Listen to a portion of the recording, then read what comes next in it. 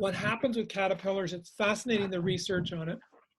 I want to use the caterpillar to butterfly as the metaphor of what we're up against right now in these uncertain times, and what the rainmaker actually did in those 3 days.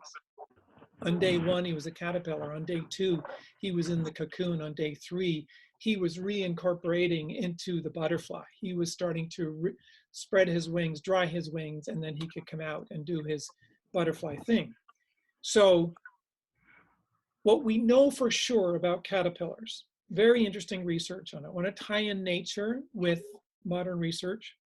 What we know for sure is that in our history, and in times like this, and at various times in our life, we go through these rites of passage. When we're going from a young boy, a young girl, into a young woman or a young man, when we're stepping into motherhood or fatherhood, like Megan and her little baby are doing, if we are stepping into mentorhood and in the midlife, we're going through our rites of passage. When we're oh, beautiful, Mary Lynn's showing a beautiful blue butterfly. Nice, thank you. I don't know if you can see that. That's a blue butterfly, another story, another time. Thank you for sharing that. That's so great. But we use, traditionally in indigenous cultures, we use these times of maturation and development. What we do is to mark them with it's called a rites of passage. And we sometimes very often traditionally have gone out into nature. And what happens is that there's 3 phases of any rites of passage, and we're in the thick of this right now with this uncertain time. And why this rainmaker is so important right now is because we have to understand that we are in these 3 phases of any rites of passage. Whether we're chosen to go out to the mountains and do a vision quest, or we have been thrown into a rites of passage through trauma or a car accident or a miscarriage or divorce or bankruptcy. Either way, what happens is we end up, the first phase we go into is the separation phase. We separate from that first, the world as we know it. And that is exactly what's going on right now. The world that we've known is now gone. How much is going to come back? How much is going to make it across the bridge and is going to be there when the butterfly shows up? It remains to be seen. All sorts of experts are giving us the lowdown and the prophecy and the timelines and all the rest of it. And that's because they don't know. We're all in this cocooning phase.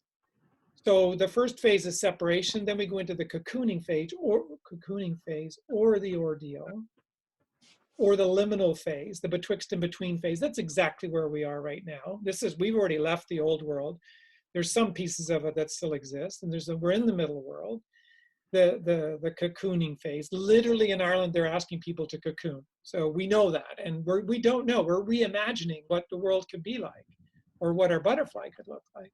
But eventually, the 3rd phase is the reincorporation phase, or the butterfly phase, right? We go from caterpillar to butterfly via way of goo, of cocooning, of that dark matter. We really turn into the mud.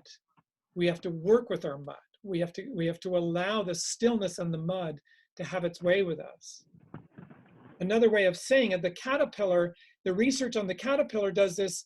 What triggers a caterpillar to go into start this transformational phase is when the caterpillar starts to consume more than its body weight in a single 24-hour period. It literally is the tipping point that turns off his deconstruction.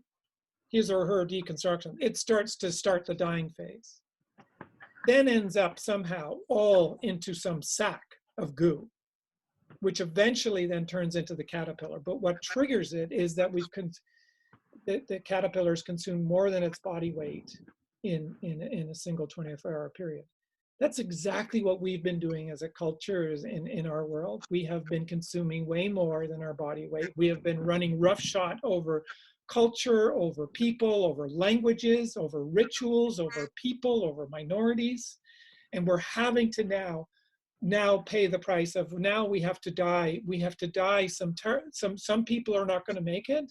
Some parts of ourselves are not going to make it. It's going to be hard for us. Some parts of the economy are not going to make it. There is a huge dying phase that's going on right now. And then we're going to end up in this cocoon. Some people are saying now until July. Some people are saying 18 months. We're going to be reimagining in this cocoon phase what our butterflies are actually going to look like. So that's the first point, is that we are mimicking now. We can look to nature to mimic truth and beauty and wisdom. And this story is no different.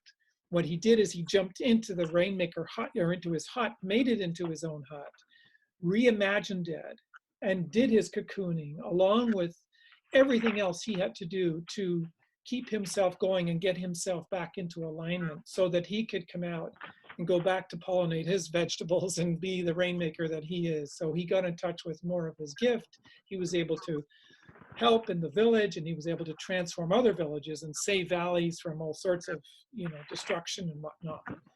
So we all have gifts that we probably need to dip into. We have all sorts of strengths and resources that are rainmaker and otherwise resources and strengths that we need to bring to the village. The second thing about these cells, the cells that are the caterpillar, and this is so fascinating.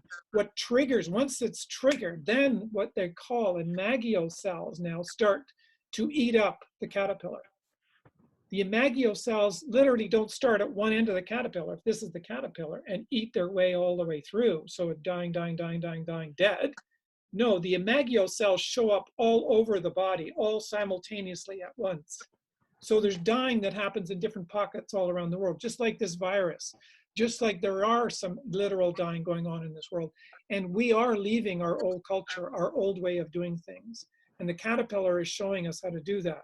Eventually, with all the dying spreading and spreading and spreading and rippling out all over the caterpillar, the thing turns into like a cocoon of goo. And then there's a period of time it has to wait to reimagine itself. And those imagio cells are dreaming, that they call them imagio cells that start the dying. They are imagining the butterfly.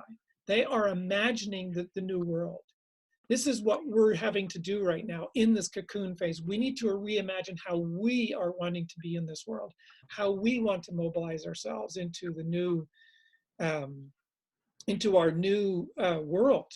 And what we bring to the table, what our gifts and our strengths coming out of this cocoon phase, is vital for us reimagining civilization and culture. This is not lost on you guys. I'm just reiterating it. There's one more point I want to say about this caterpillar, our little buddy caterpillar who starts to deconstruct. There is usually a little pigment of, let's say, red on the back of a butterfly, of a caterpillar. It could be blue, it could be purple, it could be yellow, but there's usually that little pigment turns into, despite going through the middle phase of that goo, of just being literally black muck, actually turns into a huge patch of red on the caterpillar's wings. So the very imagio cells, the imagination cells, actually bring, that might be the red color, actually end up much bigger and brighter on the caterpillar wings in the transformation phase. What does that mean? It means that we have everything at the beginning and during the middle and at the end to reimagine our lives. We have everything we need to do. If we're going to do our hut practice well, we need to bring things into alignment with our mind, with our bodies, with our hearts, our psyches. Psyche's symbol is butterfly. So we're going in, and that's what this man did. This is what you as women, men as men will do really well, is get into this hut and spend the time deeply negotiating, realigning, and doing whatever it takes for us to mobilize those imagio cells into who it is we really want to be. Now, not lost on you guys that this is an incredibly potent time for all of us to be doing this. This is not just happening in Vancouver. This is not just happening in small town India or Ireland or Indonesia. This is happening all around the world. So while there is some dying, literal dying, that we're going to have to bury some people, we're going to lose some people. We're also going to have to lose some of ourselves. There's going to be parts of us dying, so that we can then reimagine and be part of this whole new re-enculturation, if you will, reimagining local and global village. It is so evident now. I think Mary Lynn and I were talking that this is such a local global village now. There is no separation. There is no separation between the majority and the minority. We are all human. This is the great equalizer. And so we all have the same color blood. We all can go through this transformation if we're willing to jump into the hut, if we're willing to deepen our practices, and we're willing to learn from the Rainmaker. We have an opportunity to be part of that reimagination. And the reimagination is Psyche is the butterfly is here, which is image-based. And so it is about mind getting together with the body and then really paying attention to our dreams and journaling and what nature's coming to us, our synchronicities. We need to be pulling cards. We need to be throwing runes. We need to be consulting with our oracles, our people. And we need to be mimicking nature.